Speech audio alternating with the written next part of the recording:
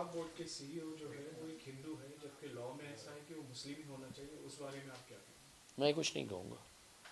कांग्रेस ने कहना चाहिए, एनसीपी ने कहना चाहिए, समाजवादी पार्टी ने कहना चाहिए, बीएसपी ने कहना चाहिए, आरजेडी ने कहना चाहिए। उसमें जहाँ पे भी हिंदू मुस्लिम आ गया तो एमआईएम ने ही कहना चाहिए, वोट के टाइम के ऊपर उनके साथ जाना चाहिए करके उसमें है। अगर इतना बड़ा मुद्दा है तो ये बड़े पार्टियों के बड़े नेताओं ने क्या मुँह में लड्डू लेके बैठे हुए हैं?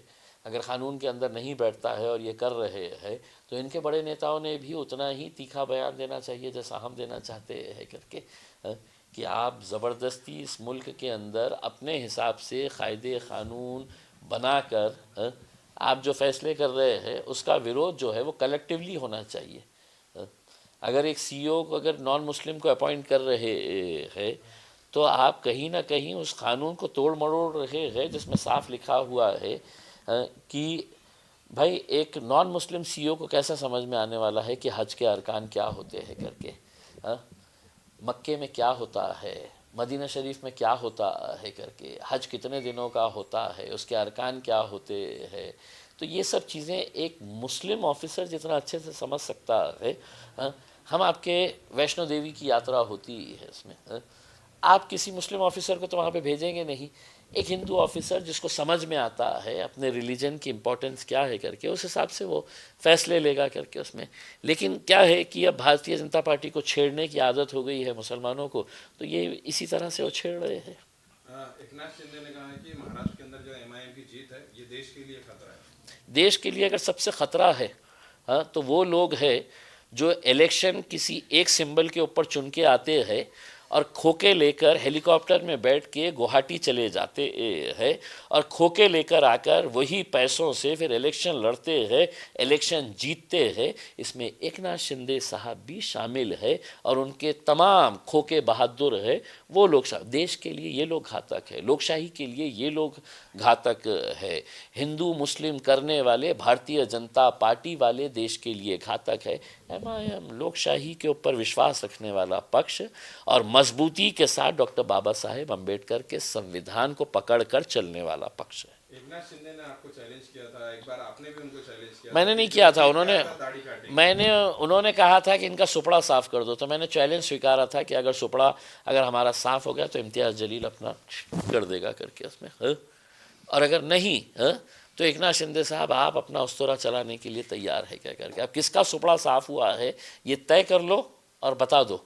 लोगों को घमंड गुरूर ये बातें पसंद नहीं आती है, इसीलिए आपके इतने सारे एमएलएस, कितने 6 एमएलएस, एक पालक मंत्री, एक खासदार होने के बावजूद जनता ने आपको धूल चटवा दिया है यहाँ पे। आरएसएस चीफ मोहन भागवत आज औरंगाबाद में। मैं क्या करूँ उसमें, नान खलिया खाने के लिए आई है बोलना उसमें रोशन गेट के ऊपर, मैं क्या करूँ।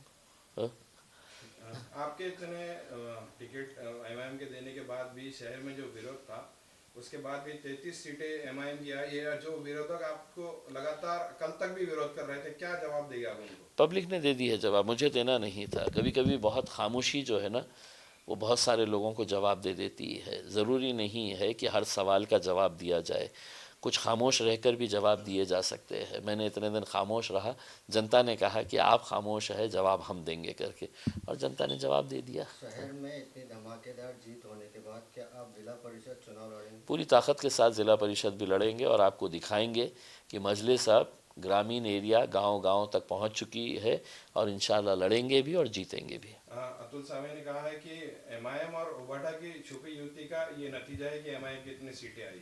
अतुल सावे को बहुत ज़्यादा अहमियत नहीं देता मैं। सर, मोहन भागवत का कहना है अगर भारत में कुछ भी होता है तो इसके बारे में हिंदुओं से पूछा जाएगा। काम की बात करेंगे, अभी महानगर पालिका का इलेक्शन हो रहा है, बकवास बातों के लिए जब फुर्सत में रहेंगे तब जवाब देंगे। अभी महानगर पालिका और शहर के विकास के बारे में बातचीत की जाए। आप विरोधी पक्ष में है, बीजेपी के साथ में महानगर पालिका में रहेंगे, किस तरीके से काम होगा एमआईएम का? अच्छे तरीके से काम होगा। विरोधी पक्ष का अनुभव है हमारे को, हम सत्ता में बैठने वाले लोग नहीं है, सत्ता की कुर्सी के लालच नहीं है हमें। विरोधी पक्ष का रोल बखूबी निभाएंगे। शहर के अच्छे कुछ फैसले अगर होते हैं उसमें भारतीय जनता पार्टी का पूरा साथ देंगे, लेकिन अगर कुछ छुपी एजेंडा लेकर अगर ये आएंगे और हमारे शहर के ऊपर लादने की कोशिश करेंगे तो विरोधी पक्ष की भूमिका बखूबी अच्छी तरीके से निभाएंगे। शहर के अंदर कुछ जगहों पर आपने एमआईएम का कैंडिडेट नहीं थे, लेकिन कुछ लोगों को आपने समर्थन किया था, जिसमें एनसीपी का भी एक कैंडिडेट था। देखिए, मैंने जो उस कैंडिडेट को नवीन ओबेरॉय को जो हमने मदद किए, वहाँ पर हमारा कोई उम्मीदवार नहीं था। ये माइनॉरिटी से आने वाला है, इकलौता एक सिख खड़ा हुआ था और उनके फादर से हमारे अच्छे रिलेशन थे, वो भी बहुत सेक्युलर थे। तो उनका बेटा जब खड़ा रहा, उसने हमसे आशीर्वाद लेने के लिए आया था कि मैं खड़े रहना चाहता हूँ, हमारा कोई कैंडिडेट नहीं था, तो हमने हमारी पूरी यूनिट वहाँ पर लगा दिए थे और वो लड़का जीत कर आ गया है। हमारा मकसद, मैंने पहले भी कहा था कि लोग पार्टी को देखकर वोट ना करें, कैंडिडेट को देखकर वोट करें। हमने उस कैंडिडेट के अंदर अच्छाई देखी, हमने उसका साथ दे दिया, जीत के आ गया वो। अशोक चव्हाण ने कहा है कि एमआईएम ने कांग्रेस को दिल से निकाल दिया है, पंजे को दिल से निकाल दिया है लोगों के। बिल्कुल सही बात है ना। 125 सीटें हमने जो जीत कर लेकर आए हैं, सिर्फ कांग्रेस को ही नहीं, समाजवादी पार्टी को तो धूल चटवा दिए है। अबू आसिम साहब जो है वो कई सालों से मेहनत कर रहे थे महानगर पालिका के अंदर, मुंबई में उनके कुछ काउंसिलर्स जाए, कॉरपोरेटर्स जाए करके उसमें, लेकिन हमने पहले भी कहा था ये आदमी का रिमोट कंट्रोल देवेंद्र फडणवीस के हाथ में है। वरना जो आदमी एमपी का इलेक्शन औरंगाबाद में आके लड़ सकता है, एमएलए का इलेक्शन यहाँ पे आके लड़ सकता है, महानगर पालिका के अंदर क्यों नहीं उम्मीदवार? अगर तुम्हारी इतनी ताकत है एमपी और एमएलए लड़ने की, तो फिर कॉरपोरेशन के अंदर मोहल्ले के लीडरों को क्यों नहीं तैयार करे? उस वक्त तुम बीजेपी से पैसा लेकर आते हैं और इस वक्त तुमको पैसा नहीं मिल रहा था तो इलेक्शन ही नहीं लड़ाते हैं। सर, आज भी जो है शहर के लोग जो है पानी के लिए तरस रहे हैं, अच्छी हेल्थ के लिए, अच्छे एजुकेशन के लिए तरस रहे हैं, और आप अब इस वक्त विपक्ष में रहेंगे तो आप। मैं तमाम राजनीतिक पार्टियों के बड़े नेताओं से ये कहना चाहूँगा, पहला कदम मैं बढ़ा रहा हूँ, दोस्ती का हाथ मैं बढ़ा रहा हूँ। सभी राजनीतिक पक्ष के नेता एक प्लेटफॉर्म के ऊपर आए, एक मीटिंग ले और उसके अंदर आपके कुछ एजेंडा हो सकते हैं, मेरे मैनिफेस्टो में कुछ जो कॉमन है, शहर के लिए कुछ भलाई का अगर हम फैसला कर सकते हैं तो हम वो फैसला करने के लिए सभी राजनीतिक पक्ष अगर एक साथ मिलकर आए तो मेरे हिसाब से एक बहुत अच्छी पहल हो सकती है। जैसा हम ये चाहते हैं इस शहर के अंदर जितनी भी देसी दारू की दुकानें हैं वो महानगर पालिका के लिमिट से है तो हम लोग बाहर कर दें करके। अगर जनरल बॉडी इसके अंदर ठराव पास करती है तो हम देखना चाहते हैं कि कितने पक्ष इसके फेवर में आते हैं करके। अगर सभी आ जाते हैं तो देश के अंदर पहला ऐसा शहर रहेगा कि जहाँ पर लोगों के चुने हुए नुमाइंदे ये फैसला कर रहे हैं कि हमारे शहर के अंदर देसी दारू की दुकानें नहीं रहनी चाहिए करके।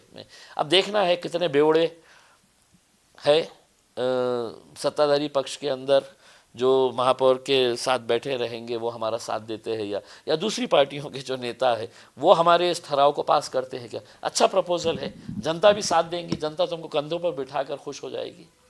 आपके ऊपर हमले का रिजल्ट है एमआईएम की बड़ी जीत।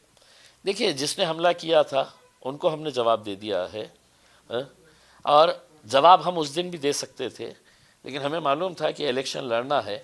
हमें मालूम था कि हमलावर करने वाले जो लोग हैं उनकी गाड़ी के अंदर पेट्रोल किसने डाला हुआ था। ये वही लोग हैं जो विधानसभा के अंदर इम्तियाज़ जलील को हराने के लिए पूरा पैसा लेकर मैदान के अंदर कूदते हैं उसमें। तो जनता ने उनको भी जवाब दे दिया है और हमने खामोश रहकर उनको अच्छे तरीके से उनका निपटारा कर दिया है। सर, मुख्यमंत्री और उप मुख्यमंत्री जो है यहाँ पे आके डीएमआईसी के या दूसरे अदर एमआईडीसीस में बड़े बड़े कंपनियां लॉन्च हो रहे हैं, जो निवेश हो रहा है उसके बारे में बड़े बड़े वादे करके गए हैं, लेकिन यहाँ का जो युवा है वो यहाँ से स्थलांतर करके रोजगार की तलाश में बाहर जा रहा है, तो आपकी भूमिका क्या है? देखिए, हमारी उम्मीद थी कि मुख्यमंत्री उप मुख्यमंत्री आए तो कुछ इस तरह के रोज़गार के बारे में बात करना। उन्होंने आके बात क्या कर रहे थे कि हिरवा भगवा, एक आके बोल रहा था कि एमआईएम का सुपड़ा साफ करने का है करके। भाई साहब, आप अपने बारे में बात करिए ना। आपकी पार्टी अगर आएगी तो आप क्या करेंगे शहर के लिए, रोज़गार कैसा बढ़ाएंगे, हेल्थ को कैसा इम्प्रूव करेंगे, एजुकेशन को कैसा इम्प्रूव करेंगे, इंफ्रास्ट्रक्चर कैसा बेहतर करेंगे। ये ना बातें ना करते हुए इलेक्शन आया कि बांग्लादेशी भी आ जाते, पाकिस्तानी भी बन जाते हैं, हिंदू मुसलमान भी हो जाता है, हिरवा भगवा भी हो जाता है, और खान और बान तो 500 दबा के चलता है इलेक्शन के अंदर इनका पूरी दुकान। दोनों ठाकरे आने के बाद भी बीएमसी के ऊपर भाजपा का मोहर रहेगा। हम तो कोशिश कर रहे थे कि अगर हमारी ज़रूरत रहती और सभी पक्ष एक साथ मिलकर आते तो बीएमसी के अंदर हम भी इनको मदद कर डालते थे कि भाजपा को दूर रखने के लिए चलिए हम आपको सपोर्ट करने के लिए तैयार है करके। उसमें वो मौका नहीं मिल रहा है हमको अब करने के लिए। सर मुंबई हो, भिवंडी, औरंगाबाद या नागपुर, आपकी जो सीटें हैं वो समाजवादी हो या राज ठाकरे हो, इनसे ज़्यादा आई है महाराष्ट्र में। आपका स्ट्राइक रेट भी काफ़ी ज़्यादा रहा है, तो इसके बारे में आप क्या बोलेंगे? बहुत अच्छा स्ट्राइक रेट रहा है। नागपुर में आरएसएस गढ़ में हमारे 6 सीटें हमने जीत के लेके आए हैं। मुंबई महानगर पालिका के अंदर 8 सीटें हैं, मुंब्रा में 5 है, मालेगांव में 21 है, धुलिया में 10 है, नांदेड़ में 14 है, अमरावती में 11 है, शोलापुर में 8 है, अकोला में 3 है, परभनी में 1 है, जालना और अहमदनगर में 2-2 है। तो इतनी सारी सीटें लेकर आए हैं तो लोगों का विश्वास एमआईएम के ऊपर बढ़ रहा है और दूसरे पार्टियों के ऊपर से विश्वास ख़त्म हो गया है, इसीलिए हम जीत रहे हैं। जिला परिषद में भी हम लोग पूरी ताकत के साथ जिला परिषद का इलेक्शन लड़ेंगे और इंशाल्लाह जीतेंगे।